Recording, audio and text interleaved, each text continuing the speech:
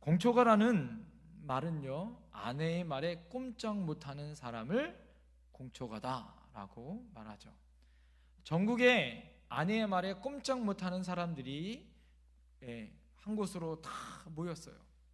심판관이 그것을 분류하기 위해서 노란 깃발과 또 이 빨간 깃발을 꽂아놨습니다. 자, 그리고 전국에 모인 공초가한테 얘기했습니다. 내가 정말 아내의 말에 꼼짝 못하는 공초가라고 생각한다면 노란 깃발에 서 있으십시오. 자, 그 말이 떨어지자마자 거기에 있는 모든 사람들이 어떻게 했을까요? 노란 깃발에 다 모여서 서 있는 거예요. 자, 그런데요, 딱 한 사람만 빨간 깃발에 서 있는 거예요. 아니, 당신은 빨간 깃발에 서 있는 것은 공초가가 아니다고 하는데 왜 그곳에 서 있습니까? 심판관이 물어봤어요. 그랬더니 이 사람 하는 말이, 우리 아내가 하는 말에 사람이 많은 곳에 가지 말라고 해서 내가 이곳에 왔다고 이렇게 얘기했다는 거예요. 그래서 빨간 깃발에 서 있던 그 한 사람이 전국 공초가 대회에서 1등 했다고 하는 거 아닙니까? 저희 아내가 늘 저한테 하는 말이 있습니다. 아내의 말을 잘 들으면 자다가도 떡이 생긴다. 그런 말이 있죠. 아무리 아내의 말을 잘 들어 떡이 생긴다고 하여도요, 그것도 사람의 말이죠. 사랑하는 성도님들, 주님께서 쓰시는 사람들은 아내의 말을 잘 들으는 공초가도 아닙니다. 또 스승의 말을 잘 들으는 좋은 제자도 아니죠. 주님이 쓰시는 사람은 사람의 말을 잘 들은 것이 아니라 하나님의 말씀을 잘 듣는 순종의 사람을 하나님은 귀히 쓰시더라라는 거예요. 히브리어로 순종이란 말을 샤마라고 이야기합니다. 이 샤마란 말은요, 듣다라는 원래 원어의 뜻이 있습니다.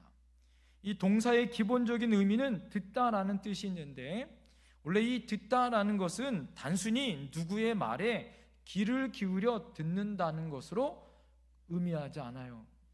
이 샤마, 이 듣다라는 것은 하나님의 백성으로 하나님의 말씀을 듣고 그 말씀에 행동으로 옮겨 순종한 데까지를 말하는 이 순종의 의미를 말할 때 샤마다라고 이야기합니다. 그래서 순종의 믿음은요, 우리 삶 속에서 하나님의 주권을 인정하여 내 생각, 내 의지대로 걸어가는 것이 아니라 누구의 생각과 누구의 의지대로 순종하여 걸어가는 거죠? 하나님의 말씀과 하나님의 계획대로 그 말씀에 순종하여 걸어가는 사람을 순종의 사람이다 라고 말할 수 있습니다. 그래서 존 비비어는요, 이렇게 이야기합니다. 순종은 예수 그리스도를 믿는 믿음과 그분을 경외하는 것에 대한 외적인 증거다, 이렇게 이야기하는 거예요. 예수님이 나를 구원시켜줬고 나는 예수님의 백성 되어줬다. 그러면 내가 외적으로 어떤 모습으로 살아가야 된다라는 거죠? 순종의 모습으로, 그 열매로 살아가야 된다라는 것. 이것이 바로 외적인 우리의 삶의 증거가 바로 믿음의 사람이다라는 거예요. 자, 그렇다면 오늘 우리가 누구의 모델을 따라 사는 거죠? 우리의 신앙의 모델이 누구예요? 예수님이죠. 순종의 모델이 누구예요? 예수님이죠. 자, 그렇다면 예수님은 어떤 모습을 가지고 순종의 모습으로 어렸을 때부터 십자가를 지시고 하나님 말씀에 순종하기까지 그 순종의 삶을 사셨는가를 오늘 살펴보려고 합니다. 자, 첫 번째 한번 따라해 보시겠어요? 순종은 어릴 적부터 익히는 습관이다. 여러분, 순종이라는 것은 어릴 적부터 익히는 순종을 통하여 습관을 통하여서 형성되어지고 만들어질 수 있더라라는 거죠. 모든 아름다운 습관은요, 어릴 적부터 만들어지는 것이 좋습니다. 성인이 되어서 그것을 익히고 다시 바꾸려면 엄청난 뭐가 필요해요? 대가를 지불해야 되고 아픔과 고통이 있는 고난이 우리에게 있다라는 거죠. 그래서 우리에게 이런 우리나라의 속담이 있죠. 3살 버릇이 80까지 간다. 서양 속담에는 이런 말이 있어요. 요람에서 배운 것이 무덤까지 간다. 또 유대인들의 속담은 이런 말이 있습니다. 습관을 제2의 천성이다 이렇게 이야기합니다. 그 사람의 습관을 보면 그 사람의 천성, 그 사람의 심성을 꿰뚫어 볼 수 있더라라는 거죠. 성경 에레미야 22장 21절에는 이렇게 말씀하고 있어요. 내가 평안할 때에 내가 내게 말하였으나 내 말이 나는 듣지 아니하리라 하였나니 내가 어려서부터 내 목소리를 청종하지 아니함이 내 습관이라. 이 말씀은 무슨 말씀이냐면 에레미야가 이스라엘 백성이 끔찍히 하나님의 말씀을 안 들어 하나님 앞에 그가 눈물을 흘리며 침통하며 하나님 앞에 그들 백성을 향하여 선포한 말씀이에요. 그들이 평안할 때 하나님의 말씀을 듣지 않는다라는 거죠.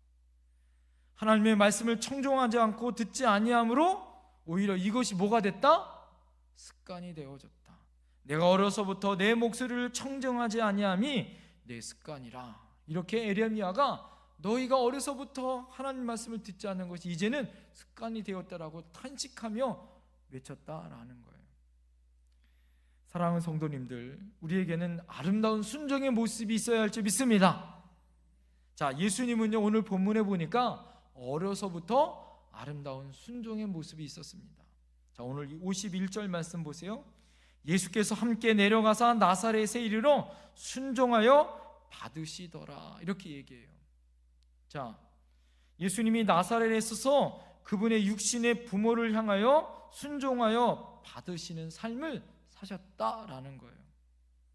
여기 순종하여 받으시더라라는 원문의 내용은 무엇이냐면 현재 중간태 분사예요. 이 말은 무엇이냐면 예수님이 억지로 무엇을 하거나 또 한 번 하고 그냥 멈추신 것이 아니라 현재 중간태 분사형이라는 것은 무엇이냐면 예수님이 계속해서 순종하며 사셨다라는 말이에요.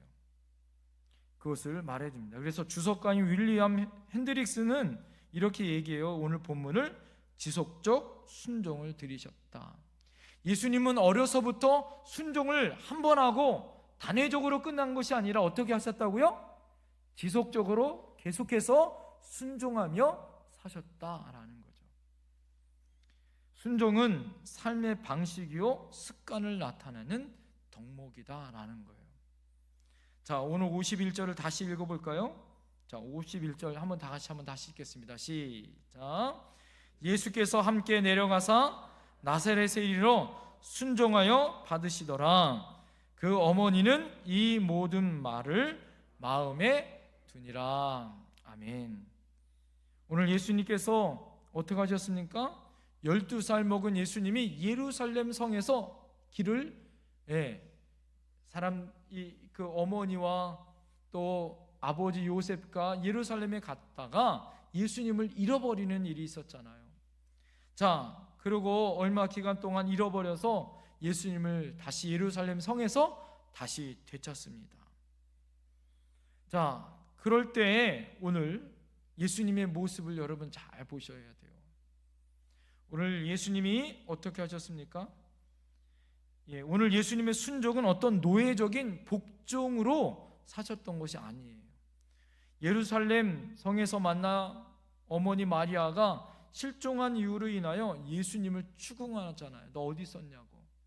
자, 그랬을 때 예수님이 자신감 있게 자신의 의견을 이야기합니다. 자, 오늘 이렇게 이야기한 것은 예수님의 순종의 모습을 우리가 잘 알 수 있는데 예수님은 그냥 억지로 순종한 것이 아니라 자발적인 예수님의 자유로운 분위기에서 예수님은 성장했던 모습을 단편적으로 말씀해 주고 있어요. 순종의 삶을 사셨던 것을 예수님은 52절에 뭐라고 얘기하냐면 하나님과 사람에게 함께 뭐 하셨어요? 사랑스러운 존재가 되어졌어요. 여러분, 하나님의 사랑도 받고 사람들에게 인정도 받고 사랑스러워졌어요. 왜? 예수님은 어떤 사람이었기 때문에? 순종의 사람이었기 때문에. 억지로 복종하는 것이 아니에요. 예수님의 삶은 감사와 기쁨과 자원함으로 순종의 삶을 사셨더라라는 거예요. 예수님의 전생에는요, 오늘 예수님의 어린 시절을 바라보지만 예수님이 십자가에 지시기까지 예수님은 하나님의 말씀대로 오셨고 말씀대로 행하셨고 말씀대로 사셨어요. 그러시다가 말씀대로 죽으셨고 말씀대로 부활하셨습니다. 할렐루야. 예수님의 삶을 한마디로 말하면 예수님은 순종의 삶을 이루며 사셨더라라는 거예요. 잘 보세요. 예수님이 첫 번째 사역을 잘 보십시오. 예수님의 공생의 시작은 금식에서부터 시작되어지잖아요. 금식하신 이후에 예수님이 찾아간 곳이 어디입니까? 세례 요한에게 가서 예수님이 30살에 세례 요한에게 금식 40일 금식하고 마귀와 시험에서 이기신 이후에 세례 요한에게 가서 친히 세례를 받으세요. 그는 요단 강가에 가서 세례 요한에게 세례를 받습니다. 그것은 구약 시대에 구약의 제사장들이 30살이 되어지면 전신 세례를 몸을 깨끗하게 위하여 요단 강가에서 전신 세례를 제사장직을 받기 위해서 받았다라는 거예요. 그가 이제 인류를 위한 대제사장의 사명, 메시아의 사명을 받기 위하여 어떻게 해요? 순종함으로 세례 요한에게 세례를 받으셨습니다. 바로 이 세례는 예수님의 순종의 제사였어요. 예수님은 물속에 나오실 때에 어떻게 하셨습니까? 하늘의 음성이 들렸습니다. 보라, 이는 내 사랑하는 아들이요 내 기뻐하는 자라. 오늘 여러분, 예수님이 말씀에 순종하고 순종의 길을 걸어가셨을 때 하나님의 반응을 잘 보세요. 하나님은 어떻게 하십니까? 하나님 아버지를 기쁘게 한 것. 그래서 오늘 순종하여 동일한 하나님은 순종하는 자에게 예수님을 바라보며 기뻐했던 것처럼 순종하는 우리들에게 예수님은 기뻐하는 모습으로 우리를 격려하시고 우리에게 칭찬해 주실 줄 믿습니다. 미국의 초대 대통령이 누구죠? 조지 워싱턴입니다. 조지 워싱턴이 훌륭한 정치가요 또 신앙인이었어요. 그의 가장 큰 영향력을 줬던 것은 바로 어머니예요. 어머니가 훌륭한 신앙인이었습니다. 한 번은 연로한 어머니의 생일 잔치였어요. 대통령이 되어져서 생일 잔치를 열었습니다. 많은 내빈객이 찾아와 어머니에게 존경을 표했습니다. 그때 프랑스 대사가 이 어머니에게 물어본 거예요. 어르신, 어떻게 이 어르신은 훌륭한 아드님을 어떻게 그렇게 키우셨습니까? 그 비결이 무엇입니까? 그렇게 물어본 거예요. 그랬을 때 이 조지 워싱턴의 어머니는 두말할 나위 없이 한마디로 대답했습니다. 그것은 간단합니다. 제가 한 것은 단지 하나님께 순종하라고만 가르쳤을 뿐입니다. 하나님께 순종하라고 가르쳤던 그 순종을 통하여 미국의 초대 대통령 조지 워싱턴을 만든 거더라라는 거죠. 사랑하는 성도님들, 순종은요 어릴 때부터 가르쳐야 되는 거 아니겠어요? 우리 사랑하는 성도님들에게 신방할 때마다 늘 기도 제목을 받아요. 그것이 무엇이냐면 우리 사랑하는 자녀들이 어릴 때는 저희 교회 학생회, 주일학교, 청년부 출신인데 요즘엔 머리가 굵고 머리가 커져 제 말 잘 안 들어요. 이런 안타까운 기도 제목을 많이 받습니다. 사랑하는 성도님들, 정말 하나님 앞에 우리가 먼저 순종하는 모습으로, 또 우리 사랑하는 자녀손들에게 어떻게 해야 될까요? 순종으로 먼저 가르쳐줘야 되고 키울 수 있는 저희들이 돼야 되지 않을까요? 두 번째, 그래서 따라합니다. 순종은 고난을 통하여 학습받습니다. 순종이라는 것은 고난 가운데 우리에게 학습을 받는다라는 거예요. 고난 중에 어떤 분들은 내가 이미 어린애도 지나고 산전수전 공중전까지 지난 이제 나이 먹은 어른인데, 오늘 목사님은 어린아이들에게 어려서부터 이 순종을 가리키라고 그랬는데 난 이제 나이 먹었으니까 순종 안 해도 된다. 여러분 그렇게 생각할 수 있을까요? 전혀 그렇지 않죠. 아브라함의 최종의 순종할 때의 나이가 언제였어요? 100살이 훨씬 넘었어요. 이삭을 바칠 때는, 마지막 순종할 때는 100살이 훨씬 넘었습니다. 여러분들 언제까지 순종하면 돼요?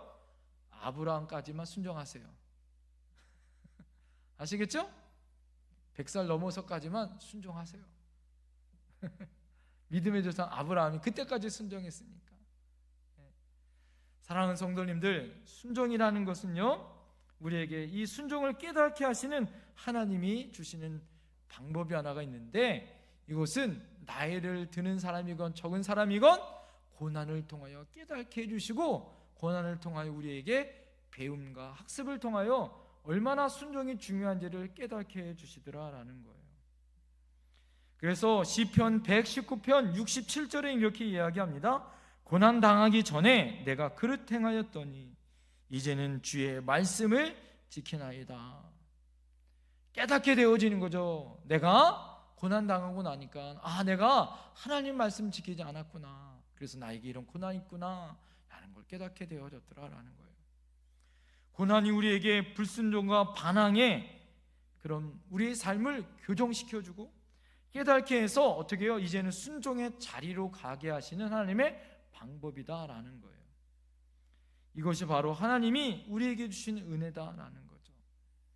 우리가 예수님을 믿고 구원받았습니다. 자, 그런다고 해서 고난이 없습니까?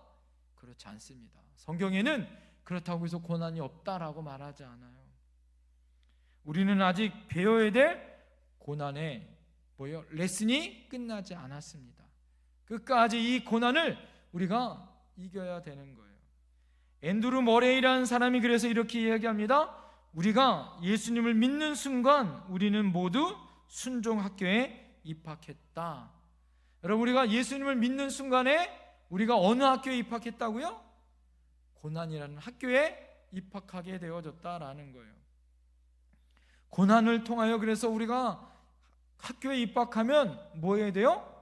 원망하면 안 돼요. 언제까지? 졸업할 때까지. 후회하면 돼요, 안 돼요? 후회해도 안 돼요. 언제까지? 졸업할 때까지. 억지로 해서도 안 돼요. 기뻐하며 살아야 됩니다. 여러분, 고난 속에 배워야 할 건 무엇이냐? 순종을 배우는 거예요. 그래서 빨리 순종해야 고난을 이길 수 있는 거예요. 히브리서 5장 8절부터 9절에 보면 예수님도 이 고난을 통하여 온전케 되어 주셨다, 고난을 통하여 순종을 배우셨다라고 말하고 있어요. 예수님도 고난을 통하여 배우고 온전케 되셨는데 하물며 우리가 어떻게 했냐라는 거예요. 하나님은 우리에게 이 고난을 통하여 순종을 배울 수 있는 길을 열어주셨습니다. 요즘에 새벽 말씀에 창세기를 통하여 성경에 나와 있는 믿음의 사람들을 우리가 배우죠. 우리가 창세기에 요셉을 바라보면서 깨달아지는 게 많습니다. 요셉은 아버지의 편애를 받았잖아요. 그래서 다른 형들과 배다른 형들 4명의 배다른 형들과 같지 않고 어떻게 합니까? 아버지가 편애어 채색옷 입히고, 형들은 나가서 일하는데 요셉은 자기 아버지 야곱 밑에서 시중 들게 하고, 그러니까 형들이 미워했잖아요. 그러다가 요셉이 꿈을 꾸고, 꿈을 또 아직 철들기 전이니까 17살 정도 되셨으니까 형들한테 얘기해서 형들이 어떻게 해요? 더 화가 나게 하고, 아버지 심부름으로 세겜으로, 헤브론에서 세겜까지 한 100km 정도 됩니다. 세겜까지 심부름을 보내요. 그런데 아버지 말씀에 순종하여 세겜까지 가요. 근데 갔는데 형들이 없어요.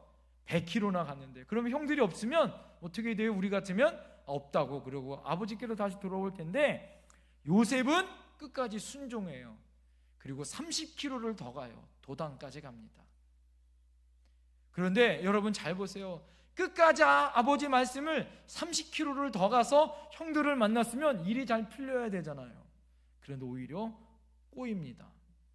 형들이 어떻게 해요? 요셉을 죽이기로 꾀합니다. 그럴 때 르우벤이 막죠. 유다가 우리가 피를 묻히지 말자라고 막아요. 그리고 이스마엘 사람들, 그 사람들에게 애굽으로 팔아버려요. 그 채색 옷을 벗기고 염소 피를 발라 아버지에게 가서 속이죠. 짐승이 와서 뜯어먹었다고, 죽었다고 거짓말합니다. 그리고 요셉은 어디로 가죠? 보디발 집에 노예로 팔립니다. 이제 채색 옷이 벗겨져 노예로 사는 거예요. 그곳에서 가정 총무가 되어집니다. 얼마나 원망할까요? 힘들고 어렵지만 하나님 앞에 어떻게 합니까? 믿음 가운데 살아야 하는 그가 오히려 고난과 어려움을 당해요. 고난과 어려움을 당하면서 믿음으로 이 고난을 이겨나가죠. 잘 보세요. 그 가운데 어떻게 합니까? 그가 힘들고 어려웠던 삶이 더 꼬이죠. 보디발 집에서 그의 아내에게 모함을 받아 이제는 옥에 가둬 이제는 죄수가 되어집니다. 그 죄수가 되어져서 하나님의 은총 가운데 요셉이 가는 곳마다 형통케 해줘서 간수장에게 그곳에서 은혜 가운데 살죠. 그러다가 하나님의 은총으로 두 신하를 만나잖아요. 술 맡은 간원장, 떡 굽는 간원장, 그들이 와서 꿈을 해몽해 주잖아요. 술 맡은 간원장의 꿈을 해몽해 줘 그가 다시 복직이 되어지고, 떡 굽는 간원장은 새 밥이 되잖아요. 결국에는 요셉이 부탁하잖아요. 자기가 복직되어지만 바로에게 얘기해서 자기가 지금 이 고난 가운데 있었던 이 삶을 해결해 달라고. 그런데 2년 동안이나 기억을 못합니다. 자, 계속해서 꼬이는 것 같아요. 하나님 말씀에 순종했는데 오히려 채색 옷이 벗겨져 이제는 노예에서 이제는 죄수로. 그런데 하나님은 그곳에서 요셉을 만드는 고난의 훈련을 시키시더라라는 거예요. 그 훈련의 기간이 어느 기간이었냐면 13년이었어요. 17살에 팔려서 13년 동안 고난이 되어집니다. 자, 이 13년의 기간 동안 하나님은 누구를 만드셨을까요? 요셉을 만드셨어요. 그가 29살에 복직될 수도 있잖아요. 그런데 하나님 어떻게 합니까? 30살이 되기를 기다리시죠. 예수님이 30살 되어 사역을 시작하셨던 것처럼 말입니다. 자, 왜 그랬을까요? 만약 떡 굽는 간원장 그가 죽고 술 맡은 간원장이 복직되어져서 만약에 요셉을 구출하여 나왔다면 이것은 누구 덕일까요? 술 맡은 간원장 때문에 자기가 살아났다라고 여겼을 거예요. 그런데 하나님이 2년 동안 술 맡은 간원장의 기억에서 요셉을 사라지게 합니다. 그것은 뭐예요? 요셉을 다시 국무총리로, 애굽의 국무총리로 만든 것은 누구다? 하나님이라는 것을 알려주기 위해서더라라는 거예요. 또 하나, 하나님의 은총 가운데 원래 애굽의 공직은 몇 살 때부터 시작한다고요? 30살이 되어져야 공직을 할 수 있는 거죠. 예수님이 30살에 사역을 시작했던 것처럼 대제사장이 30살에 제사장의 사명으로 세례를 하고 시작하는 것처럼 요셉 또한 30살이 되어져서 공직에 들어가는 것을 기다리신 거죠. 그리고 여러분, 아브라함에게 하나님이 약속하셨던 창세기 15장에 예언하셨던 너의 후손들이 애굽에서 400년 동안 종살이 하다가 다시 돌아올 거라는 하나님의 예언을 요셉을 통하여 이루게 하시고, 구약에 예수님과 가장 닮은 요셉을 통하여 예수님을 예언하신 사명이 있었다라는 거예요. 사랑하는 성도님들, 여러분이 지금 고난받는 것, 이렇게 2년 동안이나 우리가 하나님의 기억 속에 잊어버린 것처럼 코로나19로 인하여 힘들고 어려운 우리의 삶과 우리의 고통을 하나님 한치의 오차도 없이 하나님은 여러분을 기억하셔요. 할렐루야! 하나님은 꼭 기억하셔요. 이 고난을 우리는 뭘로 바꿔야 돼요? 순종의 기회로 만들자. 할렐루야! 그곳에서 요셉이 하는 말이 있어요.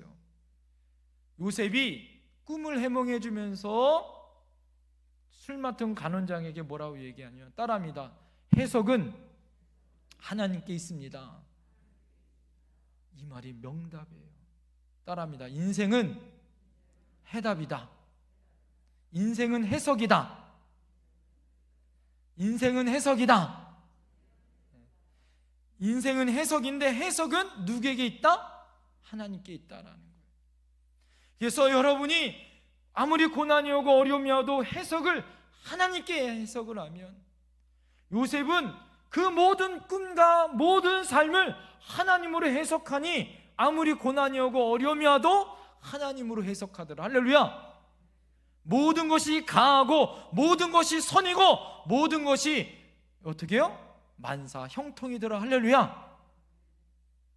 고난을 통하여 그래서 우리가 성숙되어지고 학습되어져 순종의 사람으로 걸어가게 되어지는 거예요. 아무리 고난이 오고 어려움이 와도 예수 십자가를 막지 못하고 예수님이 끝까지 십자가에서 승리했던 것처럼 말입니다. 마지막 세 번째, 따라합니다. 순종은 궁극적으로 하나님의 뜻을 이루는 것입니다. 예수님이 이 땅에 오셔서 마지막 순종을 하신 이유가 있습니다. 그것은 뭐예요? 하나님의 뜻을 이루시기 위해서예요. 예수님이 이 땅에 오셔서 십자가를 진 궁극적인 무엇이 뭐예요?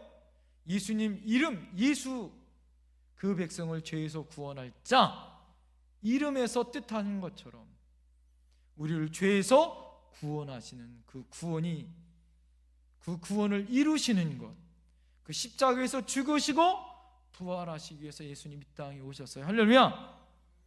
그 말씀을 이루시기 위하여 순종의 삶을 사셨습니다.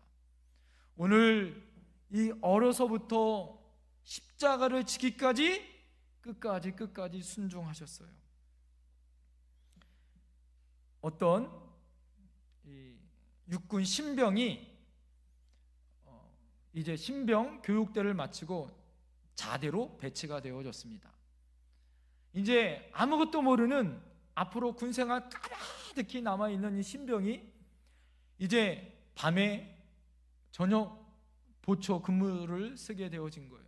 그때 자기 내무반에서 최고참하고 근무를 쓰게 되어졌습니다.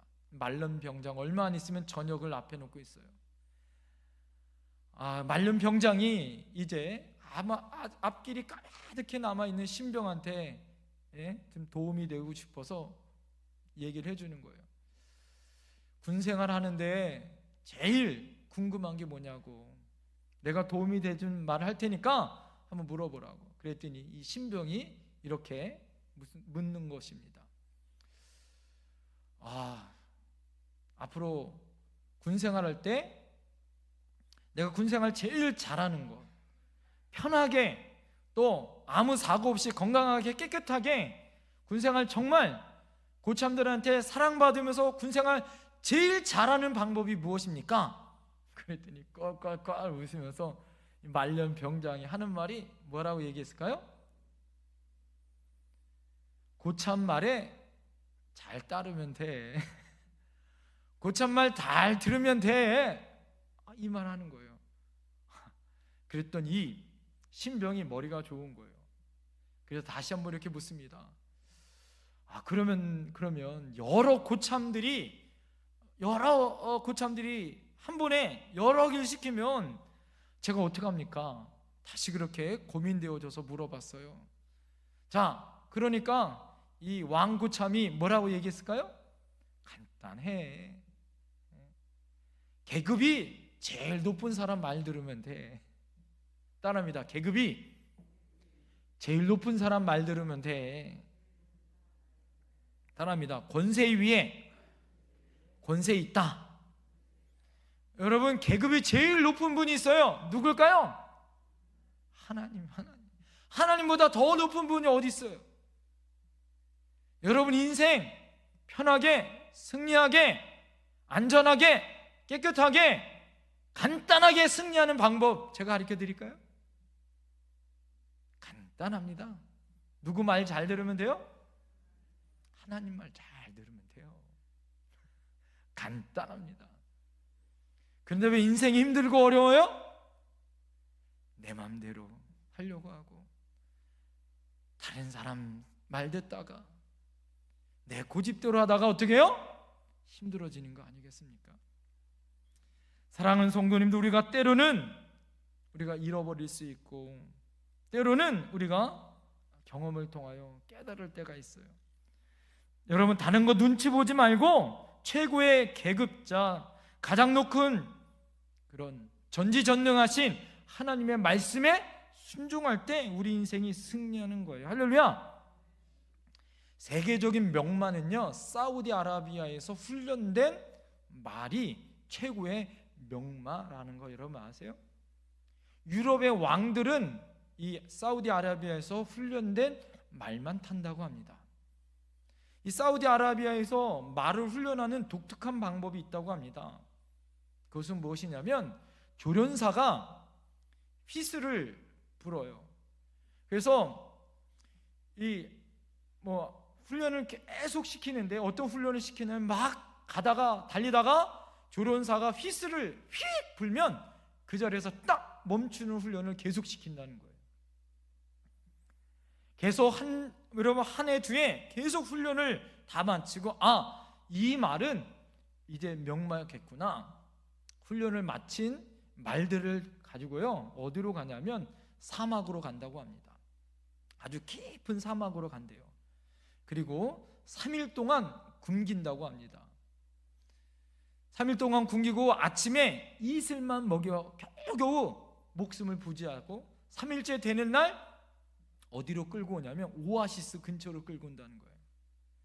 그러면 저 멀리 물이 딱 보자마자 말들이 어떻게 해요? 계거품을 물고 막 달린다는 거예요. 막 달릴 때 조련사가 물 가까이에서 뭘 불어요? 휘슬을 휙 불 때 그 자리에서 딱 멈추는 말이 진짜 명마라는 거예요. 그 말만 테스트에 통과해요. 그 테스트에 통과한 말만 유럽의 왕들만 탈 수 있는, 왕족만 탈 수 있는 명마가 될 수 있는 자격이 된다라는 거예요. 사랑하는 성도님들, 하나님이 우리에게 이런 고난과 훈련을 통하여 하나님의 뜻을 만드시기 위하여 우리에게 이런 고난과 어려움을 주실 수 있어요. 순종이 제사보다 낫다, 성경은 이야기합니다. 어떠한 상황 속에서도 하나님 말씀의 뜻, 하나님의 계획, 하나님 말씀에 순종할 수 있는 저와 여러분들이 되어야 하지 않을까요? 예수님은 십자가의 길을 걸어가기 위하여 한치도 쉬지 않으셨어요. 예수님 마지막 여러분 십자가를 지시기 위하여 겟세마네 동산에서 땀방울이 핏방울이 되도록 예수님 뭐 하셨습니까? 예수님도 기도하셨어요. 예수님도 순종의 길을 걸어가시기 위하여 십자가가 얼마나 힘드셨으면 예수님도 십자가를 지시기 위하여 땀방울이 핏방울이 되도록 기도하셨는데 우리가 믿음의 길을 걸어가기 위해서 기도하지 않으면 어떻게 그 길을 걸어가겠어요? 11월 1일부터 21일 동안 우리가 다니엘 기도회를 합니다. 이 코로나19가 우리가 올 한 해 이길 수 있었던 것은 저는 작년에 다니엘 기도에 그래도 21일 동안 우리가 한 해를 마감하기 전에 기도한 힘이라고 저는 생각해요. 하나님께서 여러분 우리에게 제 마음속에 계속 고동치는 것은 예수님도 순종의 길을 걸어가기 위해서 기도하시고 하나님의 뜻을 걸어가기 위해서 기도하셨는데 우리도 뭐 하자? 기도해야 된다라는 거예요. 히브리서 5장 7절에 십자가를 앞에 둔 예수님의 겟세마네 동산을 이렇게 말합니다. 그는 육체에 가실 때 자기를 죽임 앞에서 능히 구원하실 이에게 심한 통곡과 눈물로 간구와 소원을 올렸고 그의 경건하심으로 말미암아 들으심을 얻었느니라. 예수님이 통곡하시고 눈물로 간구하고 소원을 올리셨어요.